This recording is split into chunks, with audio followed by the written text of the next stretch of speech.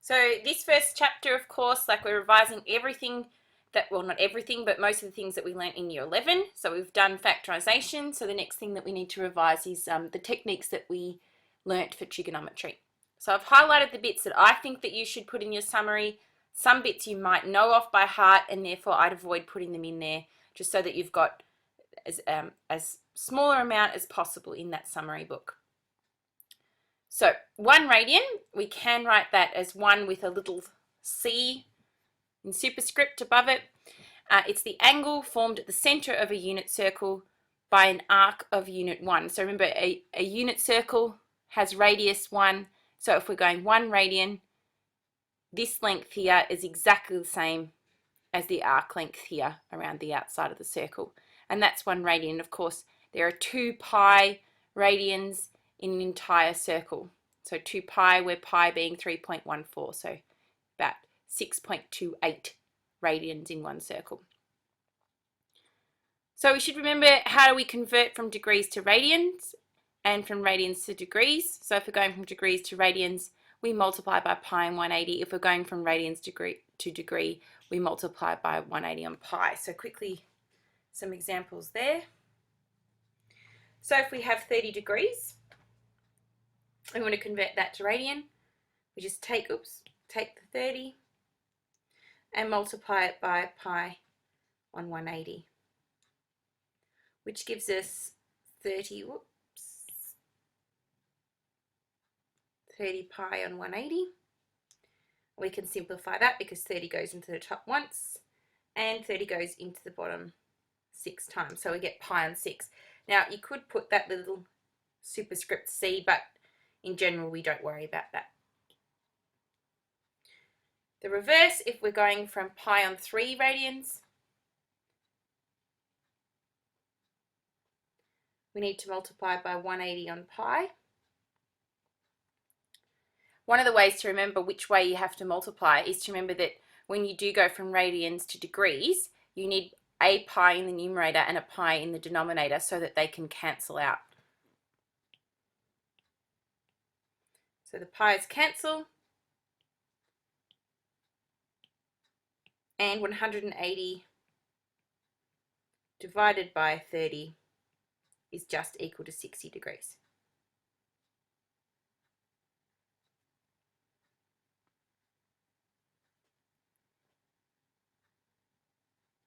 So hopefully you know these trigonometric ratios and the inverse trigonometric ratios off by heart. If you don't, see me and I can give you some questions to practice using those. So of course they're just, we use those for right angle triangles. So revision of the unit circle. It's a circle of radius 1, as I said before. It's broken up into 4 quadrants, quadrant 1, quadrant 2, quadrant 3, quadrant 4. We measure angles in an anti-clockwise direction from 0. So if we go around the unit circle, that's 90 degrees. That's 180 degrees. We remember, of course, that there are 2 pi in a whole circle.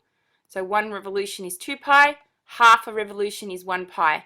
So that's where I say to remember that 1 pi is actually a pasty. And of course, it's a good idea just to remember off by heart that 270 degrees is 3 halves of pi. 1 half, 2 halves, 3 halves of pi. So within the unit circle we have what we call equivalent angles. So one equivalent angle there could be pi on 4, which is equal to 9 pi on 4, which is equal to minus 7 pi on 4. And the reason being, so if we draw 1/4 of pi, so we've only gone 1/4 of the way around our pi, or if we go 9/4, so that's 1, 2, 3, 4, 5, 6, 7, 8, 9, we end up exactly the same place at 9 pi and 4. Similarly, if we go negative, that's in an anti-clockwise direction, and we go 7 pi's on 4 in the negative direction, 1, 2, 3, 4, 5, 6, 7, we end up in exactly the same place.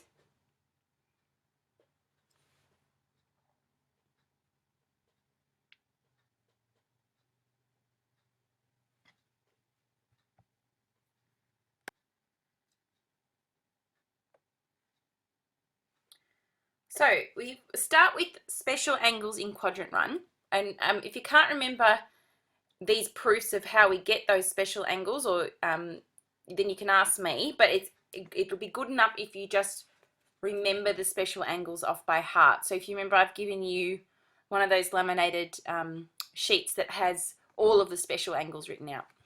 So the way in which they are derived, we can use the following two triangles. So we've got one which is an equilateral triangle of side length 2, and a right angled isosceles triangle that has two side lengths 1. So we use those in conjunction with Pythagoras' theorem to define the exact angles, or exact values of the trig ratios for these special angles. So the special angles are 30 degrees, 45 degrees, and 60 degrees, or of course pi on 6, a sixth of pi, a quarter of pi, and a third of pi. So we do things like we break this triangle into a right angled triangle here, which makes that base length 1. We can use Pythagoras to find that length there. That's 30 degrees here if it's half of 60 for an equilateral triangle, and we can use those facts in conjunction with our sine, cos, and tan ratios to work out what these are here. So please, if you haven't remembered them off by heart, memorize them straight away so that you don't have to keep referring back to that table during an exam.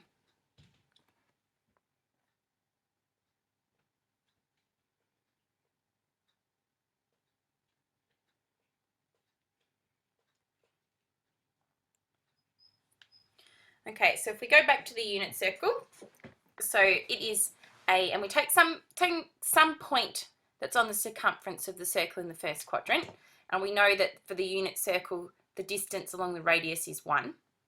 So if that point is x and y, then the distance along has to be x, and the distance up has to be y. So if just taking out that red triangle there and using our trig ratios, so we know that sine of theta is the opposite over the hypotenuse. The opposite for that triangle is y, and the hypotenuse is 1. Y divided by 1 is just y. And that's where we get this rule that y is equal to sine of theta. Similarly, cos of theta is the adjacent over the hypotenuse. The adjacent is x, the hypotenuse is 1. So cos of theta is just x. Again, that's something to remember for your summary book. I'd almost copy in that whole diagram so that you remember where that definitions came from. Tan of theta is the opposite over the adjacent. The opposite is y, and the adjacent is x. So tan of theta is just y and x.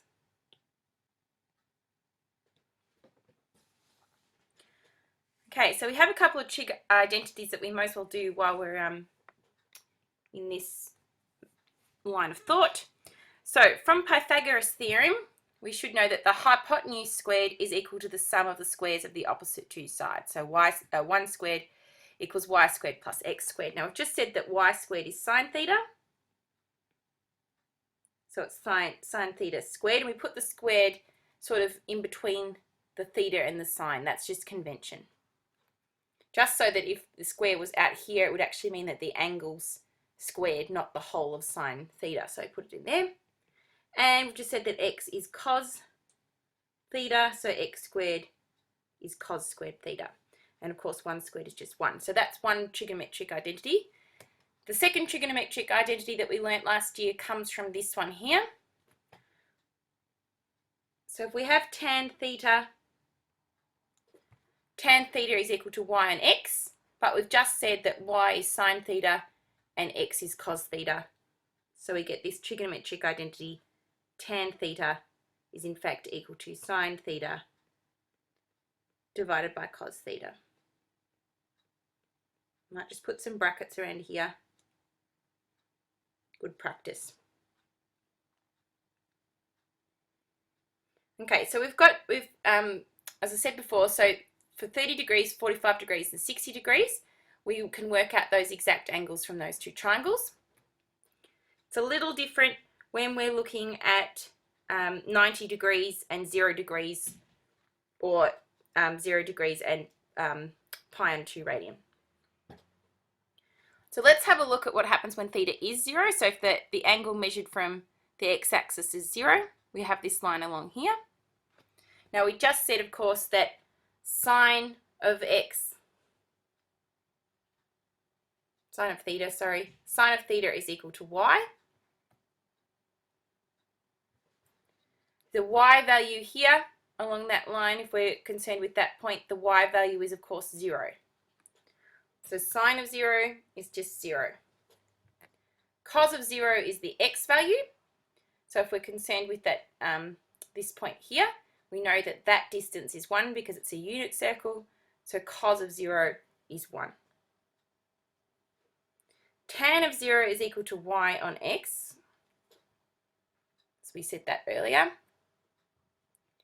Tan of theta is y on x. We know our y value, actually I might change this in a second. So y on x is equal to 0 on 1. So I put an extra step in here. Equals y, and the y value is 0 equals x, and the x value is 1. 0 divided by 1 here is just 0. And that's where we get, and of course 0 is the same as 2 pi because it's in the same point on the unit circle. So if we go around here, 2 pi. So if we're finding the trig values for 0 or 2 pi, they're going to be 0, 1, and 0. For 90 degrees, if theta there is 90 degrees, our x value here is 0, and our y value, of course, is 1 because it's a unit circle. So sine of pi on 2, sine is equal to the y value. The y value for this is just 1. Cos is equal to the x value, which is 0. Tan is equal to y and x. 1 divided by 0. We can't divide by 0 because that is undefined.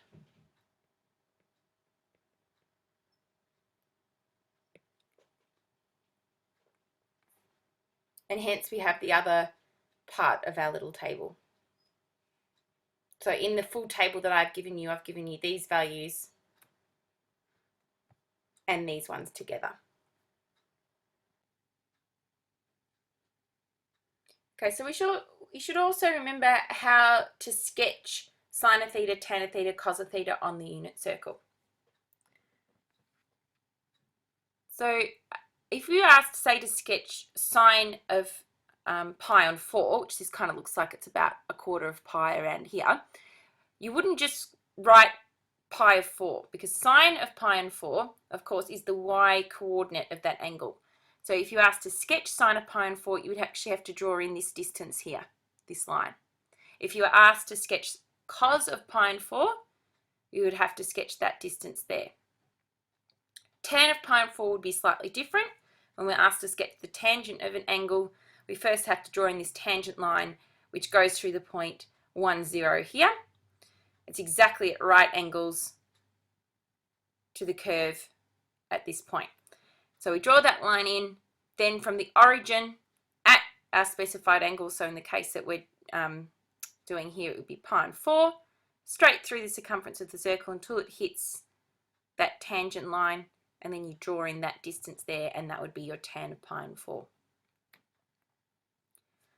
So we've looked again at our exact angles in the first quadrant, and now we need to take that into the second, third, and fourth quadrant. So remember that we define those basically by taking the angle that's in the first quadrant and reflecting it about the x and y axis so that we can find the values in the second, third, and fourth quadrant.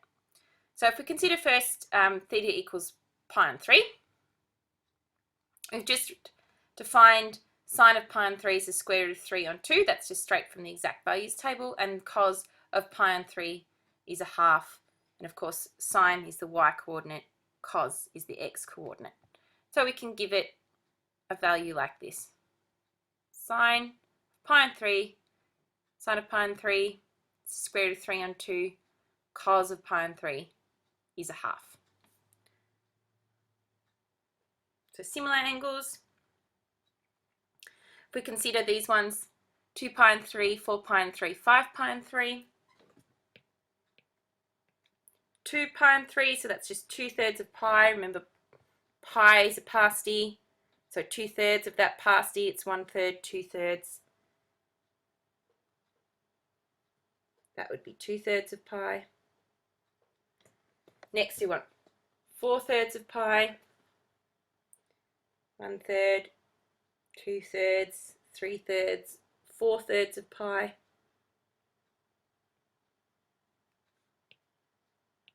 And lastly, 5/3 of pi, all the way around there. And what we should see is when we draw those three, that the angles that they all make with the x-axis are exactly the same. So that's 1/3 of pi, that's 1/3 of pi, that's 1/3 of pi, and that's 1/3 of pi.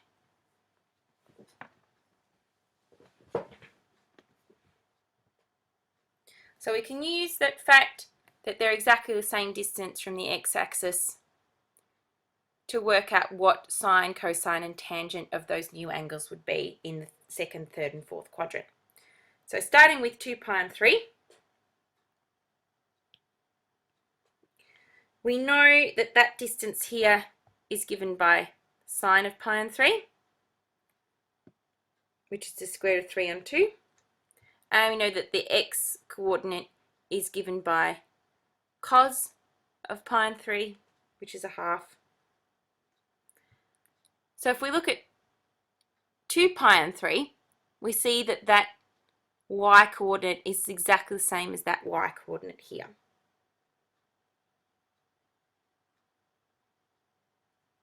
The x coordinate, however, the x coordinate here is a half, so we're going in the opposite direction, so this ought to be negative a half.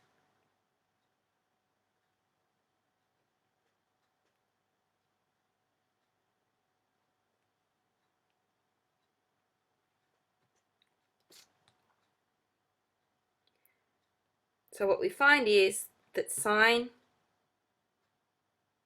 of 2 pi and 3, which is the y coordinate, is the square root of 3 on 2. So 2 pi and 3, the y coordinate, square root of 3 on 2. Cos of 2 pi and 3 is equal to the x coordinate, which is negative a half. Now, of course, sine of 2 pi and 3, if that's equal to the square root of 3 on 2, that's exactly the same as what sine of pi on 3 was in the first quadrant, sorry. And this one's the same as negative cos of pi on 3 in the first quadrant. So what I want you to do now is, instead of considering the angles in the second quadrant as being measured from this line here, from the x-axis in the first quadrant around, we're going to consider measuring them from the x-axis in the negative direction. So we know that if they're equivalent angles, that this angle here has to equal this angle here. So we can write this angle as being pi minus theta. There's pi all the way around to there, and then we're going backwards theta. So that gives us that angle there. So in the case that we just had, we had sine of 2 pi on 3, and that's exactly the same as saying sine of pi minus pi on 3. Pi all the way to there, and then back pi on 3, which gives us that there, which is exactly the same as saying 2 pi in that direction. So given that little bit of information. We're going to write out a general rule that's true for any angle, so not just true for pi on 3. So if we have sine of pi minus theta, so this is our pi minus theta, our pi minus pi on 3, it's equivalent to sine of theta in the first quadrant. So that's just what we've done here. Here's our sine of pi on 3 of pi minus theta. So pi minus theta, which gives us that angle there, is exactly the same as finding sine of theta in the first quadrant. Similarly, in the second quadrant, cos of pi minus theta is exactly the same as minus cos of theta in the first quadrant. So that's where this comes from. So our cos of pi minus theta, our theta in this case here was pi on 3. It's exactly the same as cos of pi on 3, or negative of cos on pi on 3 in the first quadrant. So cos of pi on 3 in the first quadrant was a half. So therefore, in the second quadrant, it's going to be minus a half. Now we can go through and do all of those arguments for each quadrant and each angle. And I've summarized them, or I haven't summarized them, your textbook summarized them into a table here. And it shows that in the first quadrant, if we have sine, cos, and tan of specific angles, then if we find those angles in the second quadrant measured from here, sine will be positive in the second quadrant, cos and tan will be negative, sine and cos will be negative in the third, and tan positive, cos positive, sine negative, tan negative in the fourth. And we sort of memorize that by just memorizing which ones are positive in each quadrant. So cos C is positive in the fourth quadrant, all of them are positive in this one, only sine is positive in the second quadrant, only tan is positive in the third quadrant. And we just use that mnemonic CAST, C-A-S-T, to help us remember. So I'd copy all of these tables into my summary book. It's going back a little bit. So again, we can do just use the argument that we used up here.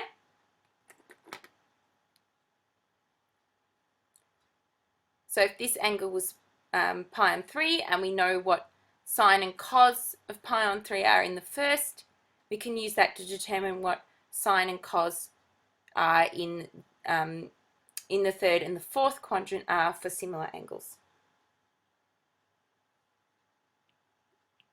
So remember, we wrote up first that this was pi on 3, this was 2 pi on 3, this was 4 pi on 3, and this was 5 pi on 3. We can see here that the distance is measured from the x-axis. That's pi on 3, that's pi on 3, that's pi on 3, that's pi on 3. So we should see the same distance in the y-coordinate down here, except it's going to be in the negative direction. So if sine of pi on 3 was the square root of 3 on 2, then sine of 5 pi on 3, it's going to be in the negative direction, so it should be negative square root of 3 on 2. Again, sine of 4 pi on 3, negative direction for the y value, so it should be negative square root of 3 on 2. Similar argument for the cosine values. The cosine values here is going to be a half, negative a half in this direction, negative a half when it's in the third quadrant, negative a half, positive a half again when it's in the fourth quadrant. So cos is the first value, sine is the second value, and I've summarized, or I haven't, someone else has done it, but it's convenient. We can see here, and these, are in degrees instead of radians. So if we were looking, this would be pi on 6. So we see pi on 6 here. Cos of pi on 6 is square root of 3 on 2. Sine of pi on 6 is a half. So if we go flip that round into the second quadrant, so it's 5 pi on 6 would be 150 degrees, so it would be this one here. So cos of 5 pi on 6, cos is negative in this quadrant, negative the square root of 3, so we can see it's just negative of the value in the first quadrant. Sine is positive. Sine is positive in the second quadrant, which means it's exactly the same as it should have been in the first quadrant for the same angle or for a similar angle. If this is pi on 6, this would be pi on 6, so we've got a half and a half. Get familiar with it. Make sure you understand how it works. If you need more explanation, come and see me. We can go through a few different ways of explaining these things. So remember the relationships, remember the exact angles, remember which quadrants are positive for the different ratios. Lastly, before we do some examples, we have negative angles as well, as we sort of mentioned before. We usually measure angles in an anti-clockwise direction from 0, but angles measured in an, we usually measure them in, oops, what have I done here? So we usually measure angles in an anti-clockwise direction from 0. Angles measured in a clockwise direction are called negative angles. So if we're going to clockwise, and it can be shown that cos of a negative angle is exactly the same as the same angle in the positive direction. Sine of a negative angle is the negative of sine of the positive version of that angle. Tan of a negative angle is negative tan of the positive version of that angle. So let's do some examples.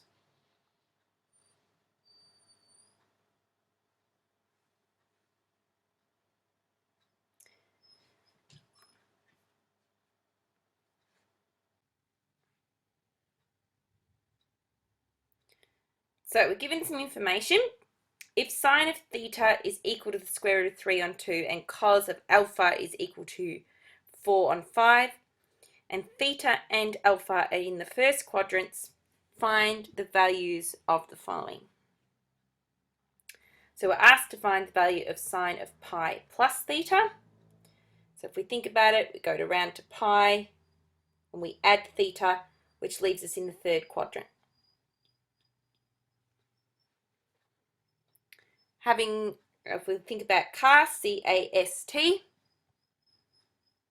only tan is positive in this quadrant, so it makes sine negative in the third quadrant. So we just write down sine is negative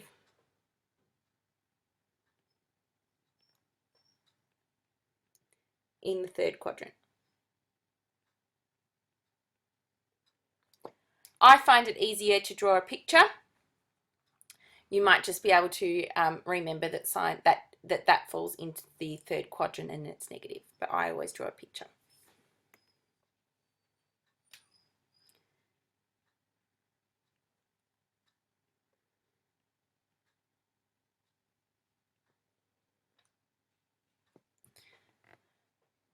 So side of pi plus theta is going to be the same as negative sine of theta from the first quadrant. Now we know what sine of theta is because it was given to us in the question.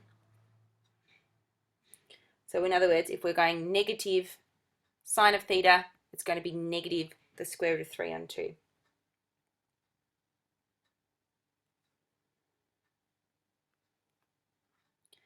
Cos of negative alpha, so if we're starting here, negative alpha is going to land us in the fourth quadrant. Cos in the fourth quadrant is positive.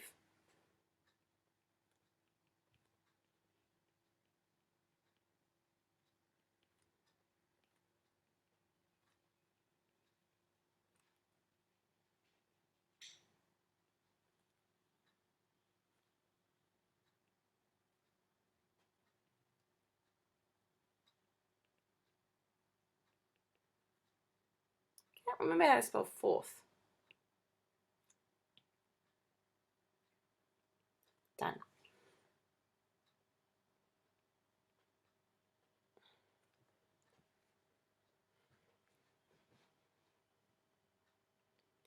So in other words, cos of negative alpha is equal to cos of alpha, which we're given already because that was given to us in the question. Cos of alpha is just 4 on 5.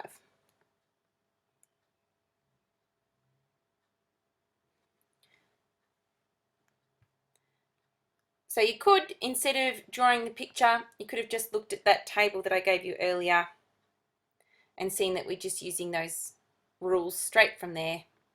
And the second rule that we used, in fact, was one of these ones. Cos of negative theta is the same as cos of theta. So you can choose. You can either work it out yourself by drawing a picture, thinking about the fact of where sine, cos, or tan is negative and positive, and then writing down your rule, or you could just look up your table and write up your rule. Personally, I think it's better for you to learn how it works. So quickly try just question 1 from exercise 1.3.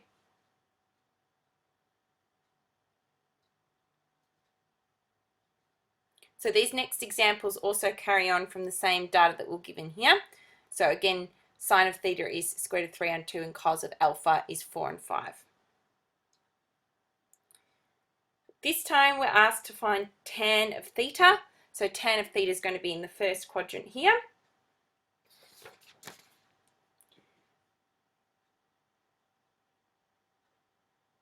We remember that tan of theta,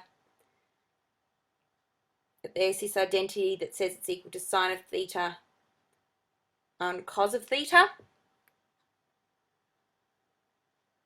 We know what sine of theta is because we're given that in the question. It was equal to the square root of 3 on 2.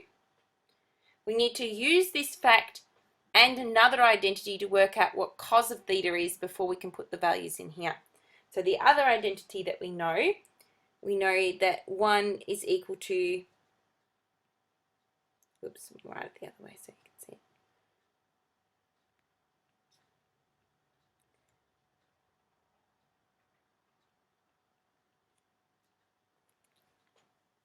We know that sine squared theta plus cos squared theta equals 1. We derived that before.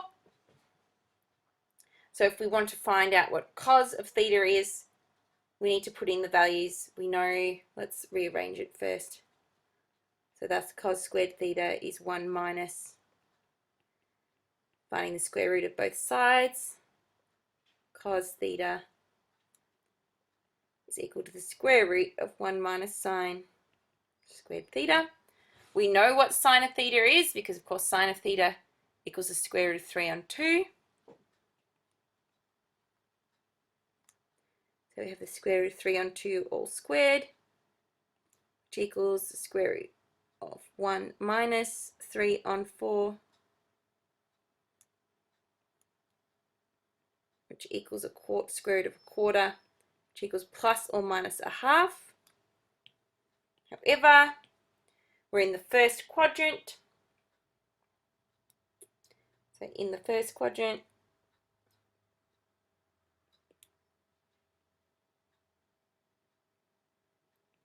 tan is positive because they're all positive in the first quadrant.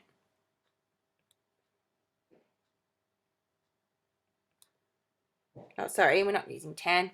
We're using cos. We want to know what cos is in the first quadrant. Doesn't matter, it's positive anyway. First quadrant, cos is positive, so cos of theta, but take the positive value there. Cos of theta equals a half. Now we can use the two values because now we've got sine of theta and cos of theta, so we can put those values in to finally find out what tan of theta is. So tan of theta equals sine of theta, which is the square root of 3 on 2, divided by a half. When we divide by a fraction, it's the same as multiplying by the fraction flipped. 2's cancel. Square root of 3 on 1, which is just the square root of 3.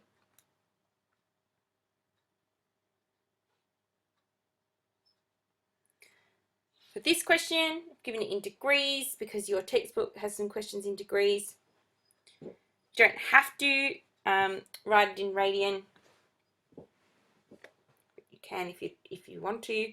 Otherwise, you can just think of this as being, so remember that tan of anything is equal to sine of the same thing divided by cos of the same thing.